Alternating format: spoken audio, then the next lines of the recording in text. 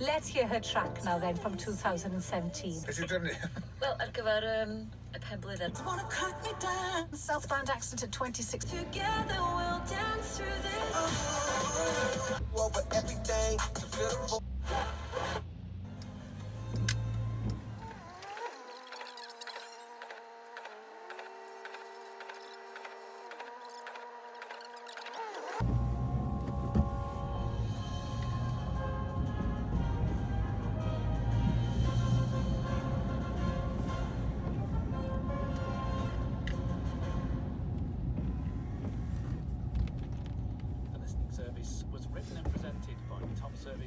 And produced in Salford by Ruth Thompson. You'll find many more episodes to listen to at BBC Sounds, with Tom explaining everything from bagpipes to barbershop and Beethoven.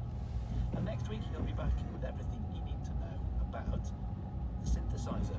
That's next Sunday at 5 o'clock here on BBC Radio 3. Well, on Radio 3 tonight at 7:30 there's the return of live music from St Martin's. The BBC Symphony Orchestra perform works by Mozart, Britten, Julian Anderson and Ryan Wigglesworth. Later at 10 p.m, Ian McMillan's here for The Verb and exploring the state of reverie with his guests Terence Hayes, Bede Roberts and Rachel Gale. Then at 10:45, The Essay features poet Helen Maud on the art of apology, all about the complexities and subtext of apologies. So that's your evening here on Radio 3, and certainly nothing to apologise for now, because at 5 o'clock it's time for the last In Tune of the week. And Sean Rafferty. Yes, Tom, thank you very much, and a very good afternoon. Friday Solo welcomes the renowned Tuileries Quartet tonight, so that's marvellous. And the legend that is the folk singer Terry Collins as well. Flags out at Aldborough too for the reopening of St Martin's Concert Hall tonight. The honour goes to the BBC Symphony Orchestra.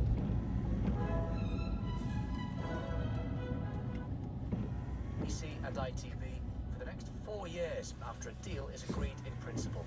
Let's get a roundup then of all the day's news so far. Here's Richard Evans. Thanks very much, Gareth. Police have warned rioters who attacked homes and pelted officers with stones in Swansea last night that they'll be met with robust action. Cars were torched and families were trapped inside their homes in the Mayhill area of the city. A major clean-up is underway. Forces say they are using CCTV and social media footage to identify those responsible. Jenny Gilmer, the Assistant Chief Constable of South Wales Police, confirmed an investigation is underway. The investigative phase of the operation started last night. We have collated a large amount of CCTV footage, social media footage, and also body-worn video footage from our officers. And we're also asking members of the community, members of the public, if they feel comfortable to let us know what they know about what happened last night. The former director of BBC News, James Harding, has said he wasn't aware of the deceitful practices used to obtain the Princess Diana interview when he rehired Martin de Bashir as religious affairs correspondent in 2016. An independent inquiry has concluded that Mr Bashir used mocked-up bank statements in order to secure his 1995 scoop. It said a BBC inquiry carried out by the future Director General Lord Hall the following year had been woefully ineffective. Mr Harding has been explaining why the decision was made to re-employ Mr Bashir 5 years ago. So much of what's known now was not known then, and certainly not by me. Did you know that he forged bank statements? To answer your question, I didn't know. And in fact, if I had known, of course he wouldn't have got the job. Did you talk to Lord Hall about it? Because he knew. The way I look at this and the way I think about it is that I was running BBC News when Martin Bashir was hired back into BBC News, and so the responsibility for that sits with me. Both Israel and the Palestinian militant group Hamas have claimed victory after a ceasefire earlier today. The conflict saw 11 nights of cross-border bombardments and nearly 250 deaths. Spain is lifting all restrictions for travellers arriving from the UK. The announcement means that from Monday, British visitors won't have to show a negative COVID test or a vaccination certificate. The country remains on the UK's amber list, and Boris Johnson has said people should not take holidays there. But Spain's Prime Minister Pedro Sanchez says his country is looking forward to welcoming British holidaymakers. The ministerial order will be officially published today, accepting citizens from the UK and other countries such as New Zealand, South Korea or China from temporary restrictions for non-essential trips to Spain. From next Monday, the 24th of May, Spain will be delighted to receive British tourists again our country. Well, here the Welsh Government has advised that residents should go abroad only for essential reasons. 3 more people have died in Wales after testing positive for COVID-19. It brings the overall number since the start of the pandemic to 5,564. Meanwhile, the Office for National Statistics estimates the coronavirus case rate in Wales to be at its lowest level since it began assessing case rates last July. The Future Generations Commissioner has called on public sector employers in Wales to do more to support staff experiencing domestic abuse. Sophie Howe has introduced financial support for her colleagues wishing to flee violence and says she wants the Welsh Government to go further. The Welsh Government says it already offers paid leave for victims of domestic abuse.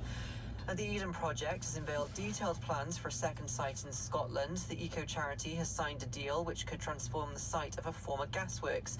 Nikki Cardwell reports. More than 1 million people visit the Eden Project in Cornwall every year, and it's estimated that the attraction has contributed more than £2 billion to the local economy since it opened in March 2001. It's been so successful that they're now expanding and want to develop the waterfront site of a former gasworks in Dundee.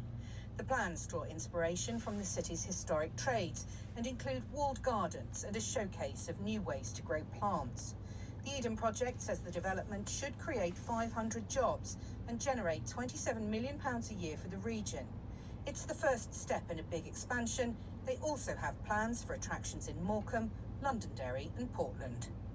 Sport in the Six Nations is set to stay on free-to-air TV after organisers reached an agreement in principle with the BBC and ITV to continue sharing coverage of the men's and women's tournaments. The 4-year deal will run from 2022 to the end of the 2025 tournament. The BBC will broadcast all Wales and Scotland home matches in the women's tournament. ITV will show all England, Ireland, Italy and France's home games. And in reply to Kent's 307 Glamorgan's cricketers are currently 31 for 2 on the second day of their county championship match at Canterbury. That's a roundup of the news and sports. We'll have another full update at 6 o'clock. Thanks, Richard. Good afternoon. Gareth Lewis with you here on BBC Radio Wales. And coming up on the programme this afternoon, from Wrexham to Philadelphia, this isn't Ryan Reynolds and Rob McElhenney, by the way, to Cambodia, to Ethiopia, Mexico, and even Kafili. The thing that we lost was a sense of community. But what the pandemic took away, James and his team have kind of given back. We'll meet the Sofa Singers, an online group started in Wrexham that has boomed around the world during lockdown. And the script that is so far-fetched it could have been written by Hollywood. And now it has been. I was born and raised in a little village just up the road, so to imagine that my life was going to be played out by an A-listed actor is just unbelievable. Dream Horse, the film about the Welsh Grand National winning horse, brought up on a Gwent allotment, gets its premiere this weekend. This is Gareth Lewis on BBC Radio Wales.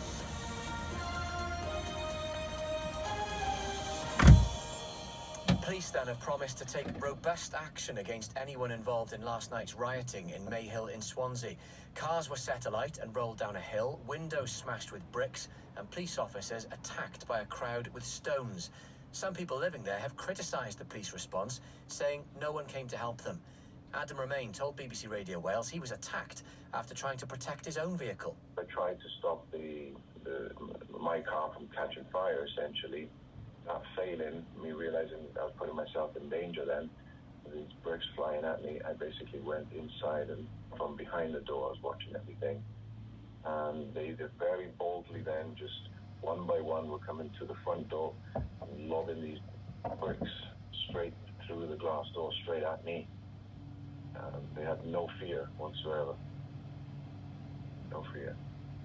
Well, last night's violence prompted a big response on the Radio Wales phone-in earlier with Dot Davis. Shocked, really, about the behaviour that went down, and I speak to the community when, we all feel the same. It's embarrassing and, it's tarnishing our area, seeing the videos and hearing, what was going on. It was unreal. It looked like scenes from a movie. How did this get out the van? Let's get the police, let's get on the side of the police, and let's find out why the police didn't do more that night. So I think they could have done more. We were parents, and most of these were children. They were 15, 14, 16-year-olds even. I saw some footage and there were parents in their dressing gowns coming out to film it. It's absolutely despicable. If this happened in Spain last night, they'd have the water cannons out, they'd have blasted all those youths all over the shop. As a police, we are too soft. We'll give them 100 hours community service, a slap on the wrist, and off they go. Well, that doesn't work, I don't think. The police are scared of a collection of youths. What sort of world are we living in when the police can't attend a riot because they're outnumbered and they're scared of what could happen? Well, Assistant Chief Constable Jenny Gilmer from South Wales Police described the level of violence towards emergency services and the damage to buildings and vehicles as totally unacceptable. Our reporter, Rhys Williams, asked ACC Gilmer about those concerns from local residents that they'd been left alone. So in terms of what happened tonight, and I absolutely understand the frustration that might have ensued from watching what was happening and thinking that we were in some way withdrawing. We have to make some difficult decisions and balance everything we want and need to achieve. We had significant numbers of officers there last night, and their priority was keeping people safe and keeping the community safe. And the decision was made that containment and de-escalation of the situation was the right thing to do last night, and to leave that arrest phase and investigation phase for today. And on the attendance of our officers, things did begin to de-escalate. It did take a little bit of time, but by sort of 1 o'clock in the morning, the streets of Mayhill had largely cleared. So the fact it may have looked like we were withdrawn, I wouldn't want anyone to misunderstand that. We are absolutely pursuing this as an investigation, a robust investigation, and we will do everything within our power to make sure it does not happen again. That's Assistant Chief Constable Jenny Gilmer. Well, listening to that and joining us is Owen Pillai, who's a community development worker working with young people across the city of Swansea. Welcome to the programme. Hi, thanks very much. What do you make of what you saw last night? Well, I mean, it's inexcusable behaviour, but there's a lot of explanations for it. Go on. So, I mean, it's understandable outrage and disgust across the city, the responses, but we have to accept that we all play a part in this. The young people up there this isn't just a sudden sort of whim behaviour. This is the result of decades and decades of kind of a multifaceted kind of undermining of resources, societal breakdown, generations of unemployment. You can't look at it in isolation, unfortunately, but that's obviously the behaviour was terrifying. But, if we want to look past, everyone needs an opportunity right now to kind of feel that kind of anger and resentment. But then if we want to look at solutions, we have to involve those young people and build the bridges within their own community to take it forwards. I do hear what you're saying, but there will be many other youngsters, many other older people too, who've suffered that level of deprivation, who've suffered those hardships throughout their lives, and they haven't pushed cars, they haven't tried to kick someone's front door down, they haven't smashed a window in and left the people inside terrified. Absolutely, and some of my close friends grew up on those very same streets and went on to become artists, toured in bands, have gone on to become support workers themselves. It's like, as I said, it's not to justify it. It's important that we all look at how we involve those young people in being part of the solution, as opposed to just, what hasn't worked for the past 30 years is just punishment. I will come on to solution. I do want to hear that there is the other possibility, isn't there, though, that there are just simply some people out there who are looking for an excuse to cause trouble, and whatever that excuse was last night, they've gone for it. Yeah, young people, it's a scientific fact. Young people want to engage in risky behaviour, and when things like skateboarding and extreme sports are criminalised in a city, and when sport has huge barriers in terms of transport and access, and there's a lack of, there's barriers placed in terms of giving young people access to risk and expressing themselves, unfortunately becomes like a melting pot. Again, it doesn't excuse anything that we saw last night. I appreciate there's probably hundreds of solutions, hundreds of ways this could be tackled. Are there any that could be done in the immediate term to try and put things right? Yeah, I mean, I think regardless of what people say, last night was de-escalated by community members, first and foremost, and I think we need to empower leaders within the community to have real... And when you say, sorry, Owen, to interrupt, when you say that, there were people actually who know these people involved who went in and tried to calm it down? Yeah, I mean, there's video evidence of police officers retreating and community members stepping forward and de-escalating the situation. Okay, and then to stop this happening again, I appreciate that's probably the more difficult point. Where do you start? We need to channel huge amounts of resource into listening, looking at restorative practice involving these young people rather than just locking them away. They need to confront the reality of, like, your actions have consequences. These are the things that aren't necessarily they're given the opportunity to explore at a younger age, and then you put big gangs of young people together and the mob mentality starts. It's a very difficult fire to put out. You know, this bonfire has been built for years and years and years. It was an absolute pleasure to speak to you, Owen. Thank you very much for coming on the programme. That's Owen Pillai. It's 14 minutes past 5, and we'll come back to that, by the way, a little later, before 6 and after 6. We are going to speak to Alan Michael, the Police and Crime Commissioner for South Wales. And now it is May. Honest, Wales is yet again picking up the pieces after a spell of ferocious and unseasonable wind and rain. There are flood warnings in place across the country as we speak, and we already know there have been winds of 70 miles an hour recorded all around Wales, at Porthcawl for one, while just up the road, Bridgend appears to have borne the brunt, where a roof was blown into the road on Park Street, one of the main routes in and out of the town. Our reporter, Stephen Fairclough, has been speaking with Philip Dyke and Gail Stefan from the town, whose roof was the one that ended up in the road. We heard noises, first of all, coming from the roof, banging, and we thought there was something just loose. Then one of the neighbours from the building behind had filmed the roof literally going up and down, flapping. So, we decided to call the fire brigade, and then within about an hour, the roof actually blew off. The roof, come past our window this way and landed on the street and everywhere in the garden, as you can see. What was going through your mind at that time? Panic. It was panic because we got a little baby, just panic and finding somewhere for the night. And for a while we were told not to leave, to stay in there because the fireman was saying it's not safe to leave at the moment. So it was quite scary, wasn't it? It was very scary. Yeah. Did you see the roof come off at all? We were looking the other way, but I kind of caught it in the corner of my eye. It's like some little film or something. It was like it's not really real. It's not really happening to us, but yeah, it is. Yeah, so we're kind of homeless now for a few weeks. So what did you do last night in terms of looking after yourselves? Were you able to leave, or did you have somewhere to go? My sister lives not far from here, so we were able to stay with her and her family. But that is not sustainable in a long period of time, so we're going to have to be rehoused. We're hoping for the best, and we're hoping for the quickest. Yeah, that must be very unsettling.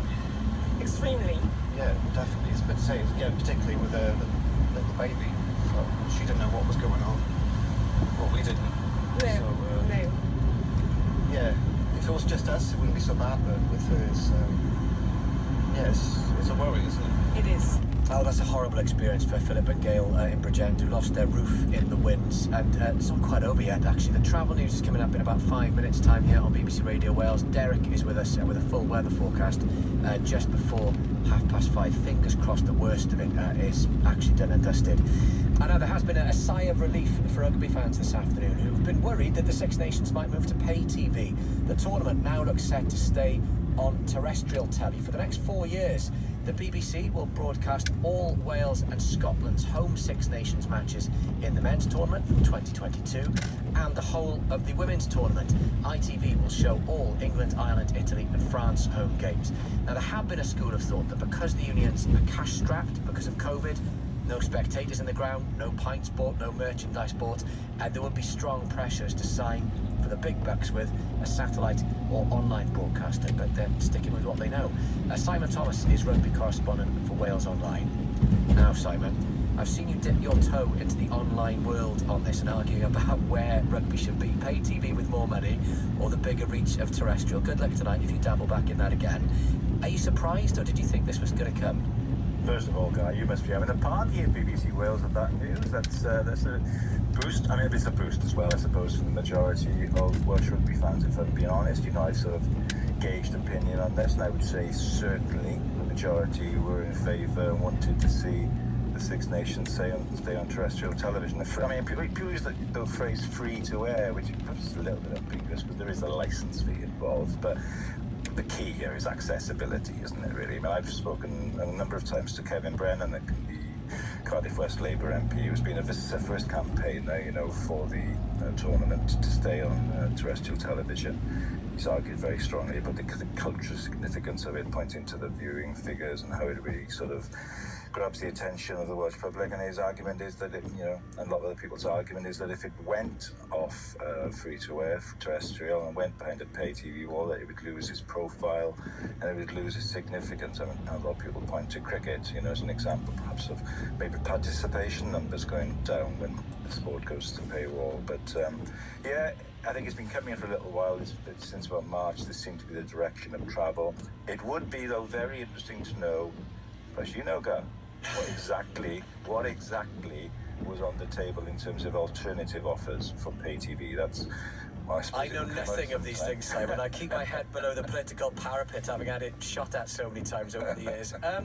It is a gamble, though, isn't it, from rugby's point of view in terms of perhaps rugby's finances point of view, because COVID's been dreadful for the sport, as it has for so many other sports, and the school of thought always is that satellite and cable or online will pay a little bit more. Have they taken a risk, given that the future still looks relatively uncertain? Well, the thing is, we just don't know if they've turned down a significantly bigger offer which involved pay TV. That's the uncertain part of it. I mean, we do hear that Amazon, I think, is going to probably dip its toe back into the autumn international market.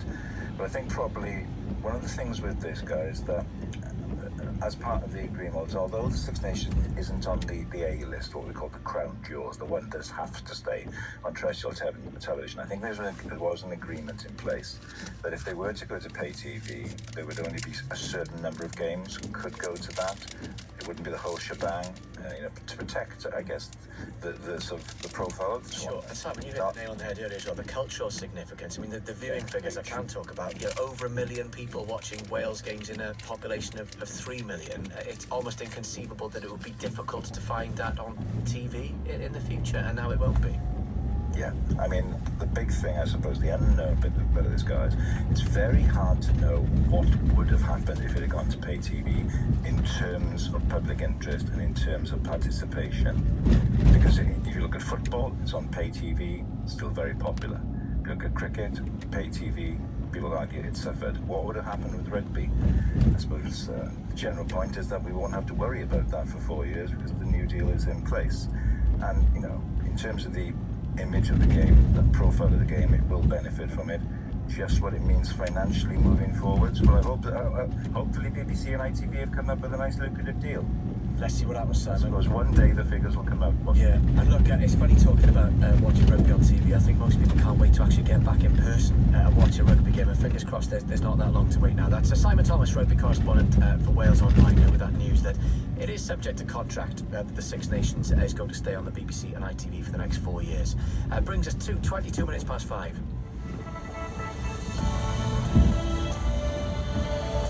The horrible weather, a really busy one for Beth Petty with Radio Wales Travel. It is indeed, Gareth. Just over the border in Bristol, recovering following that earlier broken down vehicle for the M5 Avonmouth Bridge. Travel time is still well over an hour this afternoon. The M48 Severn Bridge closed in both directions because of the windy weather, and because of that having a knock-on effect on the M4 Prince of Wales Bridge as people divert. Elsewhere on the M4, usual delays west towards Newport from mega services, and between 38 at Margam through to 45 at Ynys-Forgan. In Wrexham, the A483, that's recovering following an earlier 3-car collision on the Raben interchange. Roadworks causing travel times of around half an hour for the A487 between the Evelyn Helly roundabout through to Carnarvon. The A55 Britannia Bridge, usual delays between Anglesey and the mainland, and elsewhere on the A55 an exit slip road car blocked at Llandudno Junction. That's at the scene of a broken down vehicle. That's your latest. More on the roads in 20 minutes. A body was found. In the woods is my son. New drama from BBC Wales. We hold our nerve and stick together. This will pass. At some point, they're going to find out we were in those woods. The circumstances of Mr. Evans' death are unexplained at this time, so we are questioning everyone. What time did you leave the party? Where was Mr. Evans at that time? Who was he with? I need this to be over. Just stick to the story. The pact. We all do things we regret. No more lies, Anna. Why aren't you listening to me? All episodes streaming now on BBC iPlayer. Gareth Lewis on BBC Radio Wales. Before 6 o'clock, we've got the story of the Hollywood treatment for the Hollywood Story. It's the premiere this weekend of the movie Dream Horse, about the Welsh Grand National winning horse, owned by a group of friends who paid in £10 a week to keep him fed on an allotment in the Gwent Valleys. Damien Lewis, isn't it? Joanna Page, Tony Collette. It's going to be a very big night in Blackwood tomorrow where it's getting its premiere. And now all week on the programme we've heard from people who've used the arts or creativity as a lifeline to get them through the pandemic. From rehearsals on Zoom for this year's Christmas panto to the graphic designer turned graffiti artist who's brought a splash of colour to the South Wales valleys. Today we'll hear from a music teacher from Wrexham whose online singing group has gone global. James Stills started the Sofa Singers at the beginning of the first lockdown last year and now has hundreds of people joining in from places like Ethiopia, Cambodia, the United States and Mexico. He even won an award from Boris Johnson for his work. Well, I've been chatting to a couple of the singers, Sian, who's a bit closer to home from Caerphilly, and Steve, who's from Philadelphia. But before we hear from them, we can hear from James, the man who started it all. Okay, everybody, well, it is the time to sing. I describe the Sofa Singers as part sing-along, part choir and part house party. Ready? 1, 2, 1, 2, 3, and it happens twice a week on Zoom, and it brings together hundreds of people each week from around the world, and we basically gather around a song each week that I lead from my sofa here with my guitar. Late December back in. And for 45 minutes we share our voices. We might have synchronized movement or dance moves, and people can join in from the safety of their mute button because we can't synchronize singing. And I think for a lot of people that's the initial appeal. They can really sing like no one's listening because they're not. So we have this lovely singing moment, but then we have an open mic session where people are invited to unmute and share songs and stories and all kinds of things. And like you say, it has a truly global reach. We think we've reached about 70 countries. Oh, what a night. And Steve, where are you joining us from at the moment? I'm joining you from Philadelphia. How did you get involved in this then, Steve? Tell us your story. I had just begun singing with my next door neighbor when COVID hit, and we could no longer practice together and everything was shut down. We were both pretty depressed about that. But my neighbor Joan, a friend of hers, was part of a choir here who had heard about the Sofa Singers and said, you should join us. And so Joan joined in one day, and she told me about it, and she said, next week I'm going to try to sing in the open mic. And so I wasn't really thinking too much about it, but I thought I'd be supportive, so I logged in to listen to her perform, and was immediately taken by the enthusiasm, the support of everybody listening.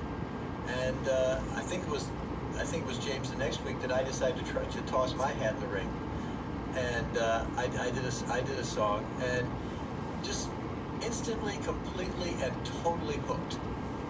And Sian, I'm going to try and guess where you're talking to us from. Is it, Auckland, New Zealand, or Queensland, Australia, or...? I think far closer to home. I'm just outside Caerphilly. Well, welcome nonetheless. We've got to have some domestic talent involved too. How did you get involved? And I can understand perhaps how you might have heard about it through the grapevine in Caerphilly. Still a decent way from Wrexham, mine, but what's your story? Yeah, well, I've always been involved in singing and choirs and that. And a few years ago, I'd taken part in a workshop with James down in Cardiff. And so I started following on social media, and I caught sight of the fact that he was going to be doing Sofa Singers. So I think I joined pretty much from the first session. And given what we've been through, Sian, over the past, 15 months or so now, isn't it? What have you got out of it in terms of the support, the mental fortitude perhaps that it's given you? It's been great because you're connecting with other people. You know that there's 200, 300, 400 people all singing the same song at the same time, and you can see them on screen and you can interact. I've made some online friendships with people. It's also given structure to my day, and so you've got things to look forward to, and that's positive for your mental health. And Steve, it's been really clear listening to Sian there, listening to James, looking at what's up online already, that you put an awful lot in, all of you. But on a personal level, Steve, what have you got out of being part of this? This might sound grandiose, but Sofa Singers is life-altering. And I say that because when everything locked down, there was something, we missed a lot, we lost a lot. The thing that we lost that we didn't realize right away was a sense of community. I mean, human beings, we're social animals. And there's a part of us that just feels empty without that. But what the pandemic took away, James and his team have kind of given back. And that's not a small thing. That's a very big thing. James, do you think there's always then now going to be a place for this kind of thing? 100%. What we've created is a really vibrant, supportive community that Sian and Steve have been talking about. And with my kind of singing leader hat on, and someone who's really passionate about singing and opening access to singing, for a long time in my work, I've absolutely neglected the potential of reaching people online, and therefore reaching people who are already isolated or who were already isolated pre-pandemic. And I've had so many messages from people in the last few weeks where I've said, made quite a statement saying Sofa Singers are here to stay. We're here to support anyone who wants to come and sing with us. And I've received so many messages from people saying, this is a really great thing because actually, I can't necessarily get out for whatever reason. That is another reason why the Sofa Singers are absolutely here to stay. Oh, what a night! Yeah! And that's Sian, Steve and James from the Sofa Singers. It's 5:30 here on BBC Radio Wales. Let's get the all-important weather forecast. Ben has. Thank you very much, Gareth. Well, we are set to have one of the wettest Mays on record for Wales. Currently, we have one flood warning for Lower Dee Valley from Llangollen to Trevellyn. There are 24 flood alerts in place, but the weather will improve later. Currently, a band of heavy rain across much of Wales, although it's a bit patchier in the east.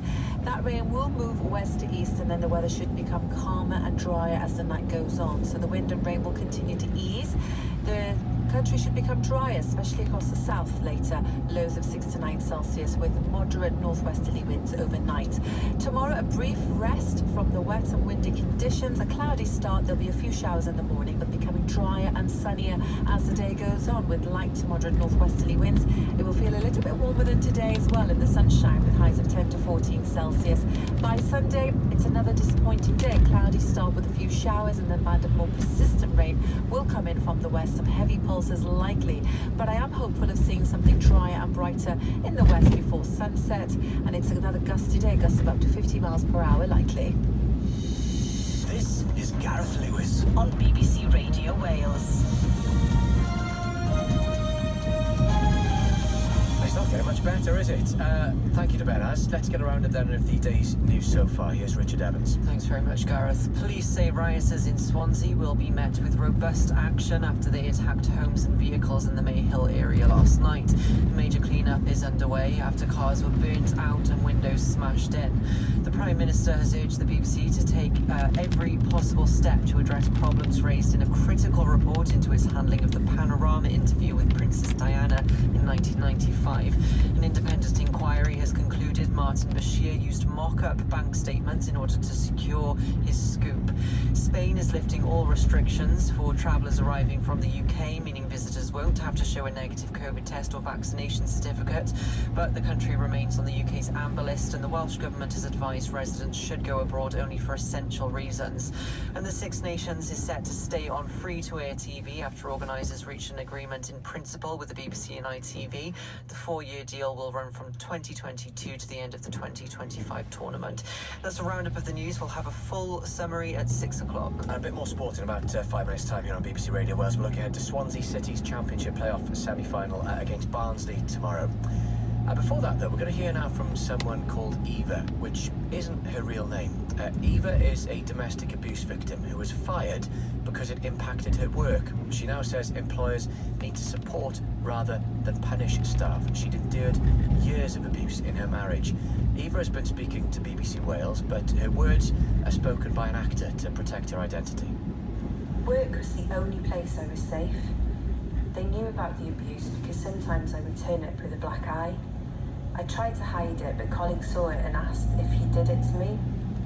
Some tried to protect me, but the employer didn't want to deal with things like that. They were just too busy, so they just pushed me to the side. That job was my escape. I could partially be myself, see other people, talk to other people. It was a bit of happiness in my life. When I returned home happy from work, talking about how much I enjoyed it, he really didn't like that. He wanted to know when I had break times and I had to spend them with him. Every minute of my life was controlled. He controlled every phone call, every email. If I didn't give him the password to my phone, he threw it at the wall or out of the window.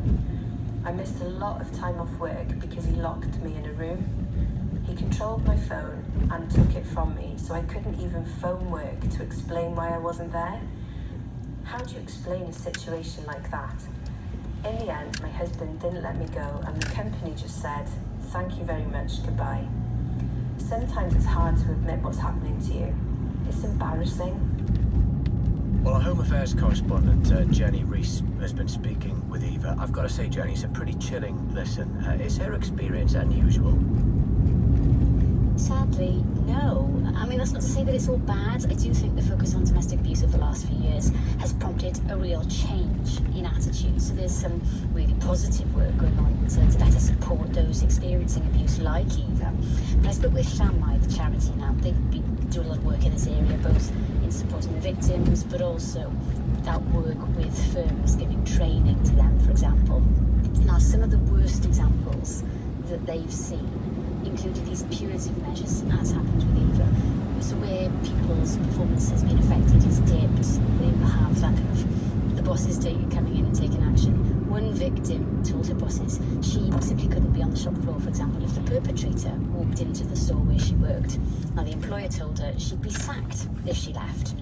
Others have gone to great lengths to be supportive. I mean, Llanmai said that people have changed their staff members' shifts, put in people in backroom functions, for example, a parking space close to the entrance. One even put a portion of the employee's salary aside without the perpetrator's knowledge because he knew that she wanted to leave. So this was his way to help her save, because ultimately she was being financially controlled by her partner. And that is a pretty big feature of this, isn't it? Financial control. Absolutely, yeah. You know, we heard from Eva that work provides a safe place, but there are also ways that employers can do more, particularly because of this financial control so often exerted over them in these kinds of situations. Now, one example of that, the Future Generations Commissioner, Sophie Howe, she's introduced paid leave for anyone experiencing domestic abuse. Now, that's a policy that's already been adopted since by Welsh Government and other public sector employers, actually. She's now added in additional financial support. There's a £500 grant up to a £5,000 loan, for example, for those wishing to flee an abusive setting. So that perhaps could go to deposit on a new home, white goods, whatever it might be. And she's encouraging other public sector employers to follow suit. And not to be too mercenary about it, that does make business sense as well, does it? Yes, and naturally, as an employer, there'll be other reasons